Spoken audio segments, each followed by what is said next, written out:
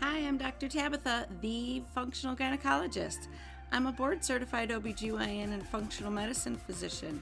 I've embraced the world of functional medicine and wellness through my own personal health journey, and I'm super excited to share my wisdom and unique perspective as it pertains to women's health. So if you're struggling with hormone imbalance, weight gain, period issues, anxiety, insomnia, you name it, then you've come to the right place. I want to be your functional gynecologist. So welcome.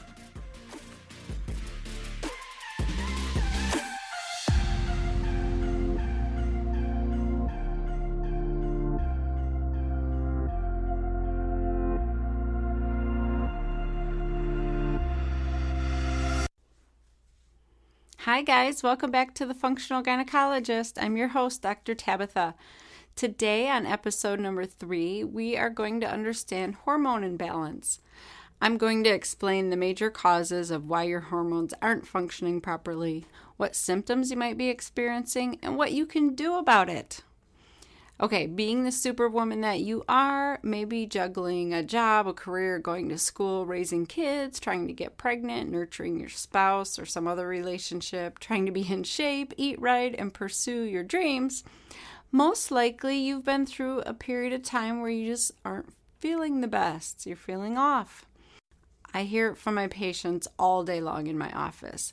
I don't feel right. I think my hormones are out of whack. Why can't I handle things the way I used to? That is a super common issue amongst us superwomen. Well, let's take a look at how our body responds to stress. When your brain senses danger, the section responsible for emotional processing, called the amygdala, signals the hypothalamus. The hypothalamus activates the sympathetic nervous system, and in turn, you get this fight or flight response. Like, I'm either going to fight you or I'm going to run for my life. This process leads to a chemical cascade, releasing the stress hormone cortisol and neurotransmitters norepinephrine and epinephrine. There are 2 parts to the stress response, turning it on and turning it off.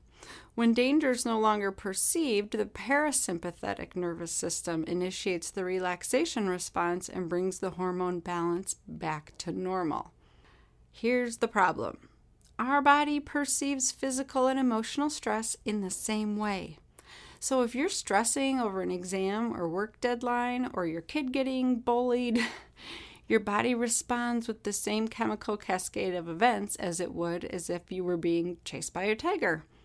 So all of those situations we encounter every day, all day long, it's like living in the savannah, fighting for our lives, trying to survive. So you may think this is normal, everyday stuff, and you couldn't possibly be dealing with too much stress. So that's not your problem, but I would argue otherwise. Just because we're all doing it doesn't mean it's normal or healthy. We are all overstressed. We load our days to the max from dawn to dusk and wonder why we feel like crap. So let me explain this further, okay? Although there are other hormones at play, cortisol is the major stress hormone. Like I said, it's vital for our survival. It's made from cholesterol in the adrenal glands. The reason why that's important is because all of our sex hormones, estrogen, progesterone, and testosterone, are also made from that cholesterol base. So if you are making cortisol all day long to survive your tiger chases, in air quotes, you won't have enough ingredients left to make your sex hormones. I'm not saying cortisol is all bad. It's an important hormone. It increases your blood sugar from glycogen stores in your liver for your brain to use fuel when needed in times of stress. It increases your protein, fat, and carb metabolism. It regulates your fluid and electrolyte balance to help you maintain a normal blood pressure. It helps regulate the effects on the response to the stress of your hypothalamus, pituitary gland, and other areas of your brain, and it helps regulate that adrenaline production. But prolonged stress or high levels of cortisol continuously throughout your days leads to many negative health effects like high blood pressure, high blood sugar. So then you get increased risk of diabetes. Then you get the abdominal fat that nobody wants around their waistline. You then have an increased risk of heart disease. You get hypothyroidism, slower wound healing, you're more susceptible to infections, and voila, hormone imbalance. So like I said, neurotransmitters are also part of the stress response. These are chemical messengers which translate various functions within our bodies, such as heart rate. Many neurotransmitters are synthesized or made from amino acids from protein that comes from our diet. When they're not balanced properly, you get negative health conditions. A number of neurotransmitters can also act in the body as hormones. However, they're quite different. So neurotransmitters belong to the nervous system and are produced by neurons and send signals through the synaptic connections, whereas hormones belong to the endocrine system and are produced by endocrine glands and deliver signals through the blood and bind to receptors. Despite the differences, it's important to note that the levels and balance of hormones are influenced by neurotransmitters. Today I'm going to focus on the following neurotransmitters: epinephrine, norepinephrine, dopamine, and serotonin.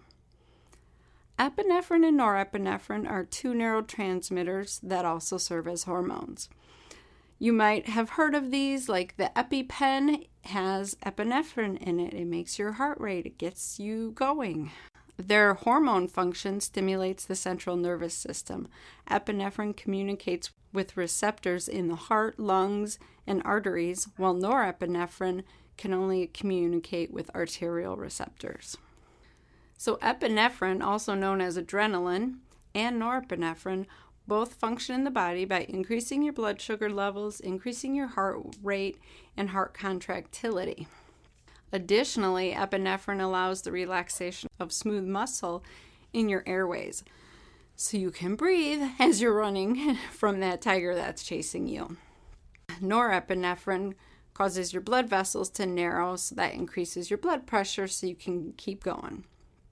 But chronic stress can result in levels being either deficient or too high of both of these transmitters, both of which are negative for your overall health. Deficiency in these neurotransmitters can contribute to anxiety, depression, fibromyalgia, low blood sugar, migraines, restless leg syndrome, and sleep disorders. Excess levels can contribute to high blood pressure, anxiety, excessive sweating, heart palpitations, and headaches. Dopamine and serotonin are powerful neurotransmitters that influence both mood regulation and brain concentration. So whether levels are low or high, the effects can be detrimental to your health. Dopamine is responsible for pleasure and satisfaction. Cocaine, alcohol, and food stimulate dopamine receptors to make you feel good.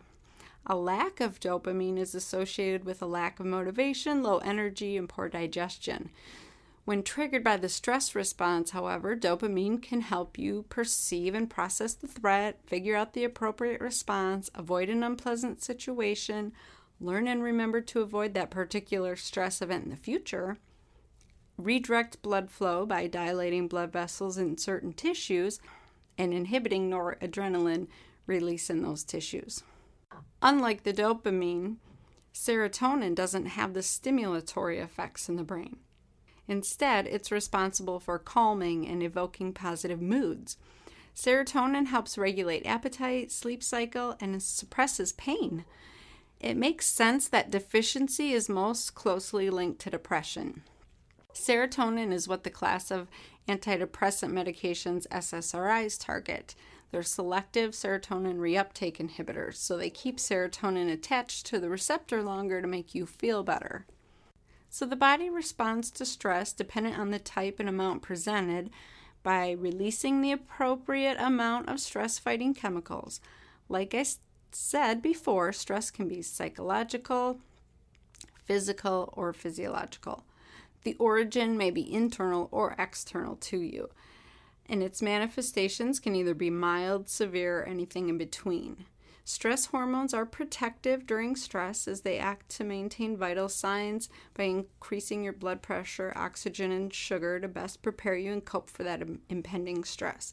However, Adverse reactions occur when stress triggers a high level of response. This is seen during chronic stress. Your hormones do not have time to properly rebalance, and therefore you get disease. The degree of hormonal response and the amount of stress hormone release depends, like I said, on the type, degree, and duration of the stress, how you perceive the stress, your life experiences with that stress before, your age and gender, how frequently the stress is occurring, that's a big one, and the context or environment of the stress. So, how exactly does this cause hormone imbalance in women? So, like I said, our primary sex hormones are estrogen, progesterone, and testosterone. I want to stress again, cortisol production steals the ingredients that you need to make those hormones. So that's first and foremost. Secondly, cortisol blocks the secretion of your body's main fertility hormone called gonadotropin-releasing hormone, or GnRH, from the brain. GnRH is responsible for telling your ovaries and adrenal glands to release sex hormones into your circulation. So if cortisol is stealing the ingredients needed to make your hormones, the level's going to be low, and then it's blocking the ability of it to be put into the circulation. That's a double whammy. While this is okay during periods of acute stress, chronic stress can result in lasting effects. So both men and women may experience low libido and decreased fertility. It's clear this can be an issue if persistent, right? Like, you guys get this. Sex hormones control some of the most influential processes in the body. I'm sure you guys already know this, including pregnancy, puberty, regulating your periods, which I discussed the importance of back in episode 2. If you haven't listened to that, I urge you to go back and check that out. Our sex hormones control menopause, hair growth, skin complexion, muscle density, and fat storage. Those are major for us women. These sex hormones can complement each other or function as opposites, which is why it's so important that they're present in the right ratio. So during chronic stress, your body may think it needs more cortisol. In order to make more, the body steals from your sex hormones using progesterone to make cortisol. This can quickly become a vicious cycle. Honestly, the majority of women in my office have low progesterone from their chronic stress. It may look like estrogen excess symptoms, and I will talk about that. So estrogen is needed in fairly high amounts for women. Its primary function is growth and development, but affects nearly all our body systems.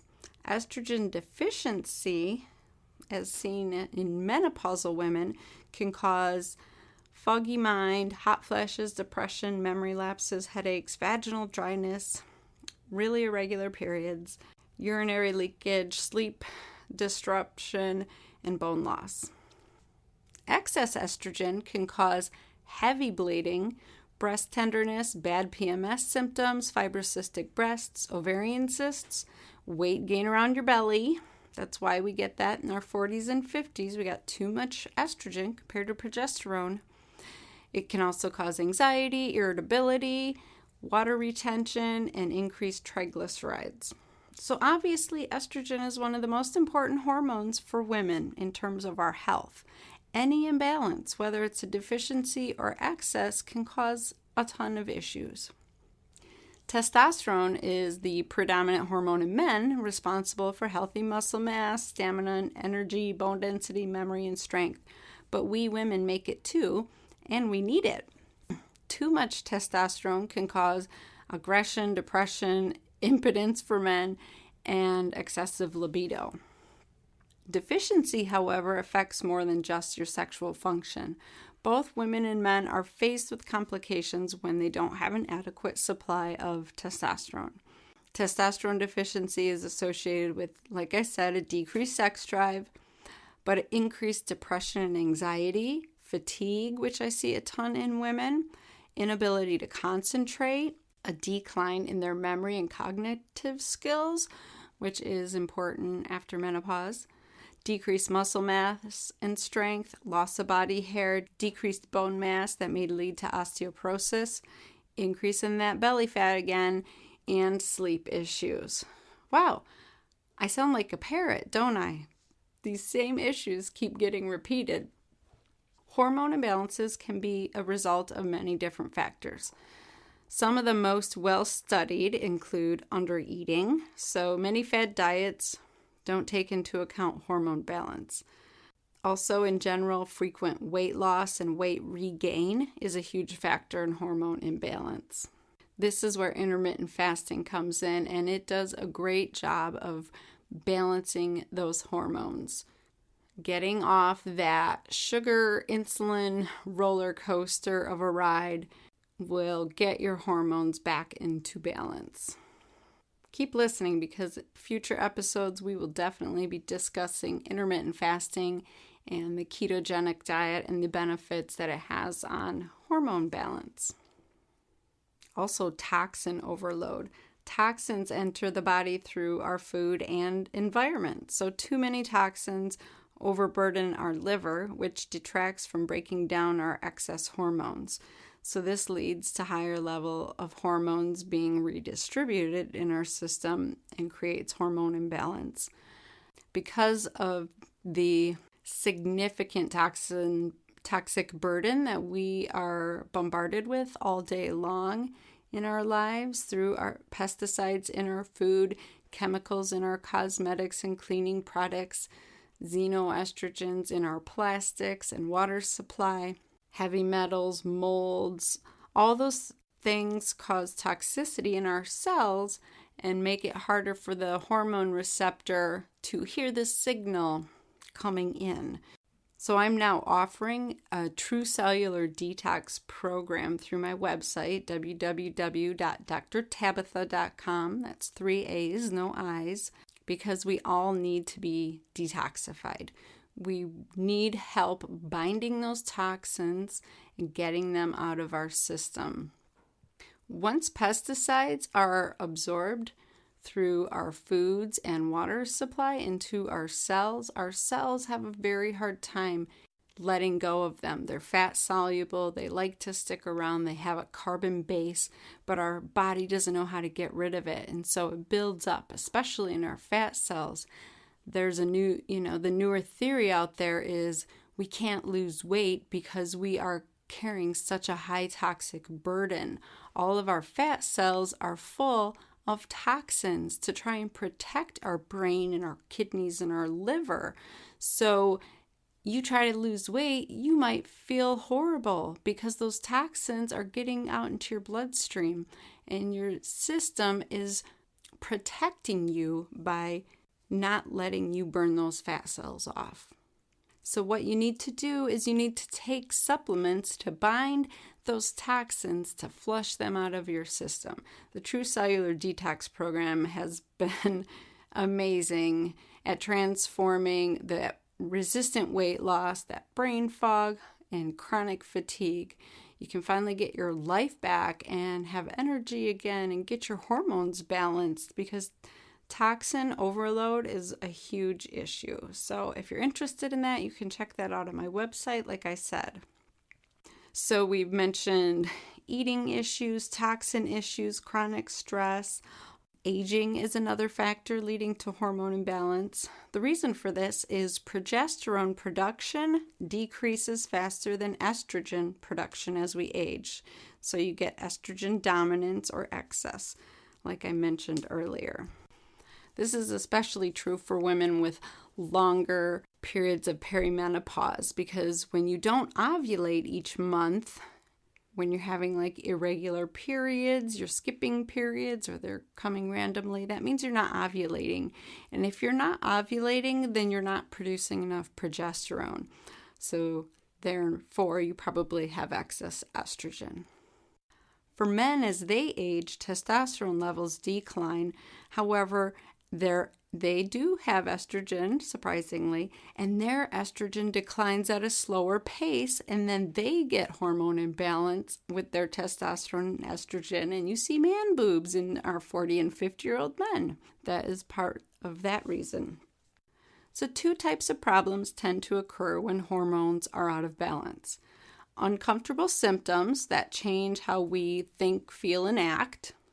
Those are what usually bring women in to see me in the office. But it's my job to think about the other type of problems that occur. Those are increased risk of chronic illness such as depression, Alzheimer, heart disease, osteoporosis, diabetes, and certain cancers. So obviously these both negatively affect the quality of your life, but some people might not realize that because they are uncomfortable and symptomatic, that they might not realize that it actually leads to disease. Common hormone imbalance signs, like I said, irregular periods, infertility, unexplained weight gain or weight loss, anxiety and depression, fatigue, insomnia, low libido, changes in appetite, digestive issues, hair loss, much, much more.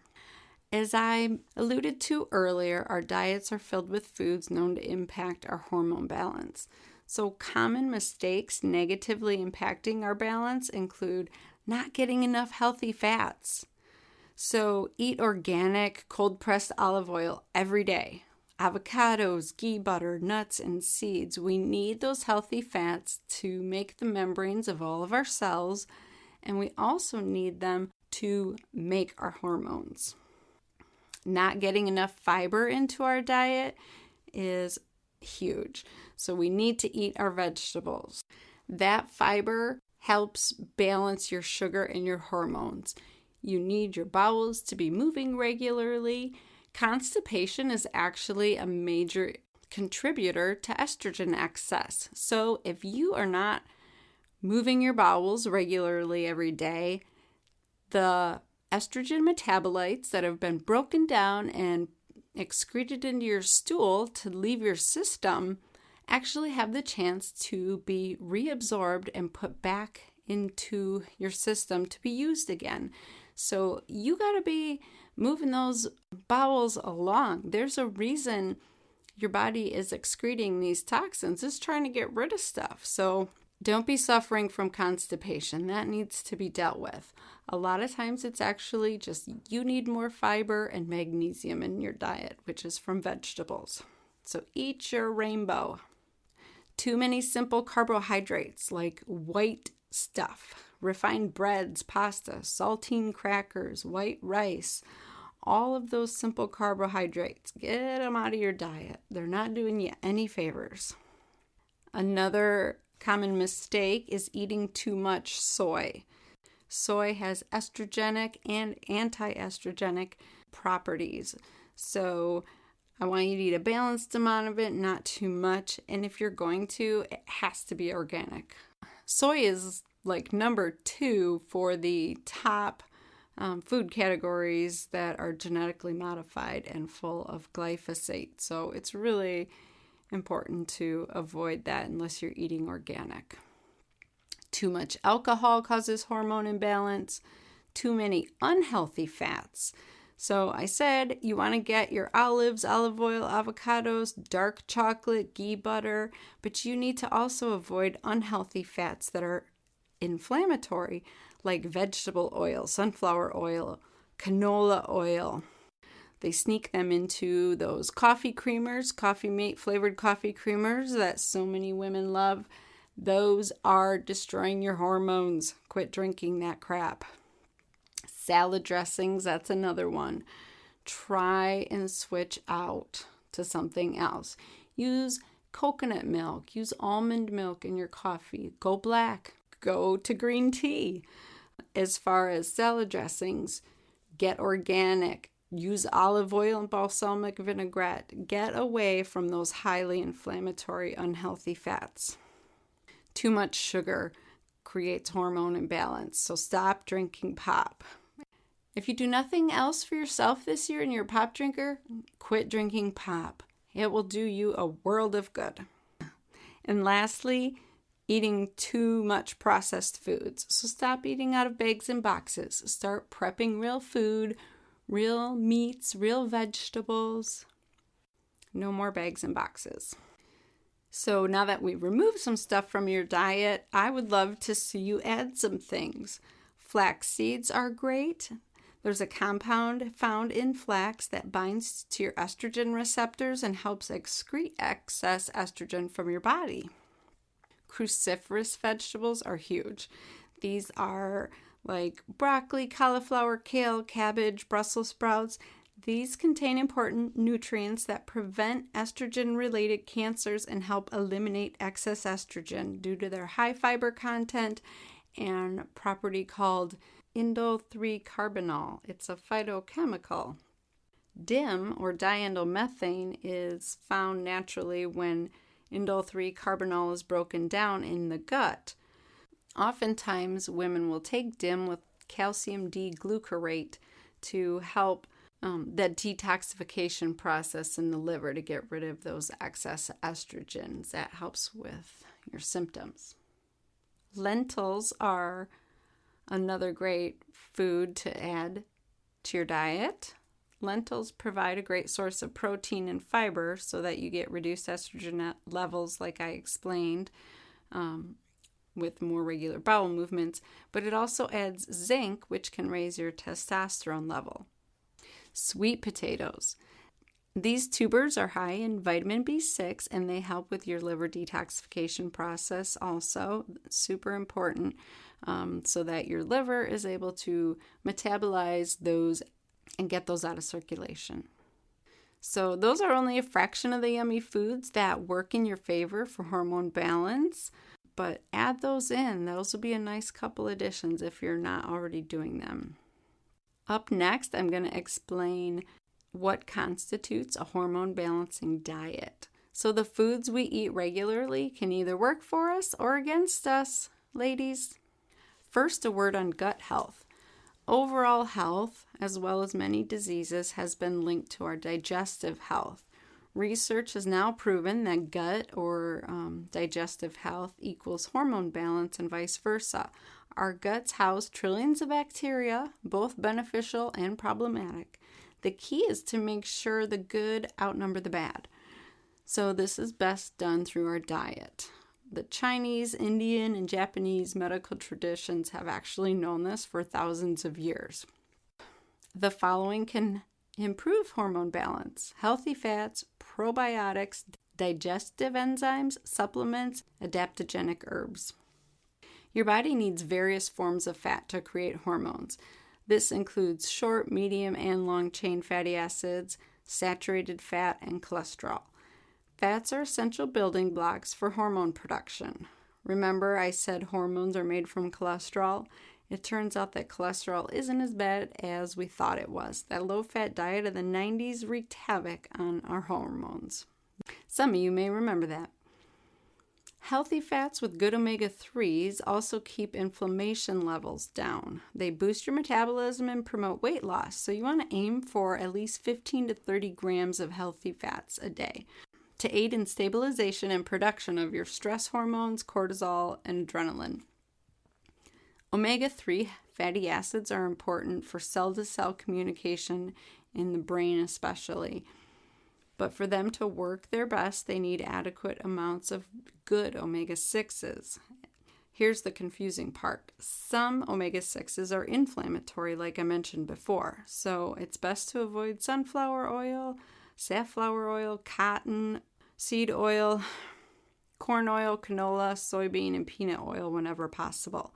A healthy omega-6 containing food like hemp seeds is rich in gamma-linoleic acid, or GLA, and these help support healthy progesterone levels. Some people take this in a supplement. Good sources of anti-inflammatory healthy omega-3 fats, I already mentioned: coconut oil, avocados, flax seeds, chia seeds, walnuts, grass-fed butter, and wild-caught salmon. So eat these instead. Also, the benefits of avocado in particular are amazing. I probably will say this on most podcasts. These include improving your heart health, lowering inflammation, controlling your appetite, giving you your daily fiber and nutrients. Avocados are amazing, so add them to your diet every day. Okay, so let's get on to probiotics. They're known as the beneficial bacteria found in your gut. The right balance of probiotics can improve your production and regulation of key hormones. That's cool. Foods that contain these healthy probiotics are actually kefir, bone broth, sourdough bread, low sugar kombucha, kimchi, sauerkraut, natto, miso, and apple cider vinegar. Aim for at least 2 servings per day of these yummy, healthy probiotic foods. Additionally, high fiber foods such as chia seeds and flax seeds naturally feed the probiotics in your gut. So, super important. What we are feeding the bacteria living in our gut is just as important. If we are feeding them sugar and processed foods, the bad guys are going to replicate and flourish and outnumber the good guys, and we are going to be way off balance. If we are feeding the good guys fiber and nutrients, then they are going to flourish and our system is going to get back into balance.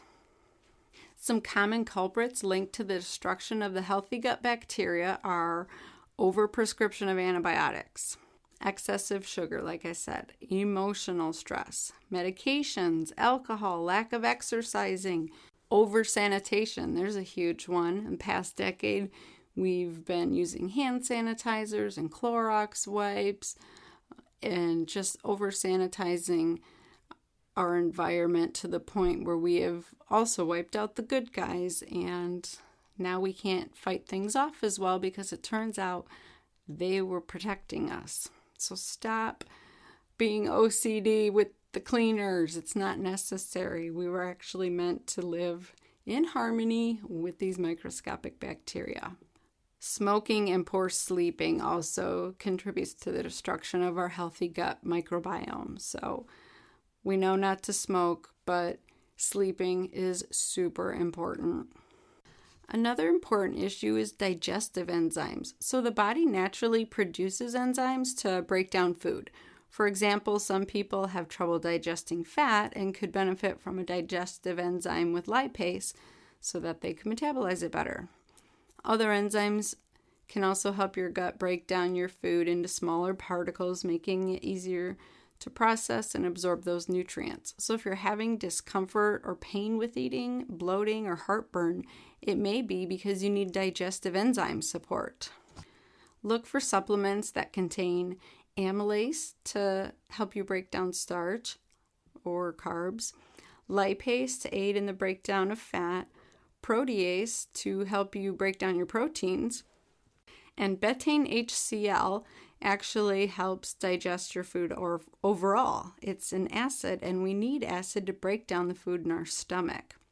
Many people don't produce enough acid, so the food sits in their stomach too long, causing reflux. This can actually be worsened by taking acid blockers like Zantac, Nexium, and Protonix.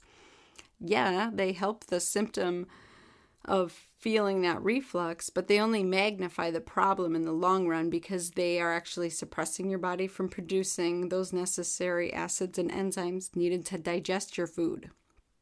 That's why so many people get stuck on these meds for years. When they try to go without it, their body doesn't know how to digest properly. Getting off those medications can be challenging, but actually functional medicine physicians can help you with that. We get to the root cause of why you're having the symptom in the first place and get you back into balance. It's also important to realize that getting all the nutrients we need through our diet alone can be very challenging. Fortunately, supplementation can help with this, specifically with magnesium, B vitamins, and D. Magnesium is a mineral needed for a multitude of functions in our body. For example, it helps calm our nervous system, prevents the production of excess cortisol. Deficiency is on the rise because we've had a drastic decline in the food source of magnesium over the decades. We've over-farmed our soils and depleted the necessary minerals we're supposed to get out of our food that we eat. And we're eating less real food in general. The latest report I read was that magnesium content in vegetables has declined 80% since 1950. And typical grain refining processes for bread and pasta remove about 80 to 95% of the total magnesium out of there. That is why I would say most of us are requiring a magnesium supplement these days. Vitamin D deficiency is also on the rise. Vitamin D actually acts as a hormone inside of our body and helps to keep inflammation levels low. It works to regulate estrogen levels in the body. Did you know that? That's amazing. And thyroid. Hello. Vitamin D is termed the sunshine vitamin because the body actually creates it when our skin is exposed to sunlight. However, most of us slather on the sunscreen and rarely see the sun, especially if you are in the northern part of the hemisphere like I am and don't see the sun from October to April. So supplementation, super important. You want those levels up between 50 and 70 to be getting the maximum benefit. B vitamins play many vital roles in the body.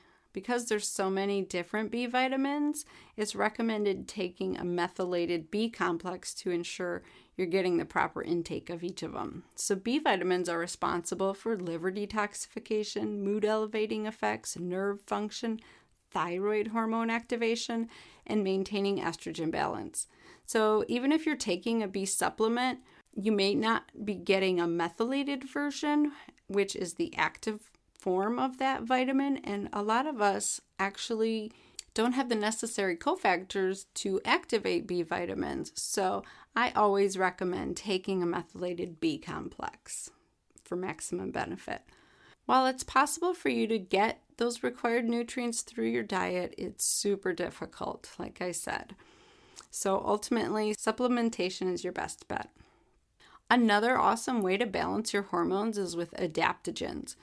Adaptogens are a unique class of healing plants that help to restore imbalances and normalize our physiologic functions in the body. A number of herbs have been investigated for their adaptogenic properties. They promote hormone balance and protect the body from a wide variety of diseases, including chronic stress-related illness. For example, ashwagandha, medicinal mushrooms, rhodiola, and holy basil have been studied and proven to offer the following benefits: improved thyroid function, lower your bad cholesterol naturally, reduce anxiety and depression, reduce brain cell degeneration, stabilize blood sugar and insulin levels, and support adrenal gland function. Ashwagandha in particular can be extremely effective at balancing hormones and can also help overcome adrenal fatigue. Its effects on cortisol, stress tolerance, internal stress responses have been studied for decades. I see this in my office all the time. I put women on an adrenal supplement that has ashwagandha in it, and they can manage their daily stress again and get some sleep. You can use it as a powder and make tea. You can do a half teaspoon of ashwagandha powder with a cup of hot water and a teaspoon of lemon. That's a quick, easy one. But you can also take it as a pill or in a liquid. Holy basil is another great adaptogen. It helps to regulate our cortisol levels, making it a viable natural remedy for anxiety and emotional stress. So studies actually reveal hormone imbalance related to chemical stress from pollutants and heavy metals can be restored with the addition of holy basil and a detox program. So if you do my True Cellular Detox program online at www.drtabatha.com, I would recommend adding holy basil to your regimen after you finish that 90-day detox. I'm going to have an entire podcast episode dedicated to adaptogens because they are so effective at balancing our hormones. So look for that in an upcoming episode. Lastly, essential oils are a natural way to combat all the chemicals that we're exposed to, in our beauty care products, in our Glade plugins, in our cleaning products. Most beauty products have harmful chemicals like DEA, parabens, polyethylene glycol, and sodium lauryl sulfate. These disrupt hormone function and encourage imbalance. So some of the best essential oils for hormone balancing are clary sage, fennel, lavender, sandalwood, and thyme. Clary sage definitely helps to balance estrogen levels. You can put 3 to 5 drops of that in your diffuser to help balance hormone levels and relieve your stress. fennel can relax your body, improve your digestion and gut health, and boost your metabolism and reduce inflammation. Add 1 or 2 drops of fennel to a glass of warm water or tea and drink it. It's amazing. Lavender oil promotes emotional balance as it can help with anxiety, depression, and stress. I love adding it to a hot Epsom salt bath, or you can add it to your diffuser to reap the benefits.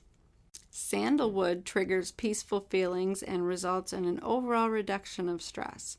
Try adding a few drops to a diffuser or just put some in your hand and inhale it.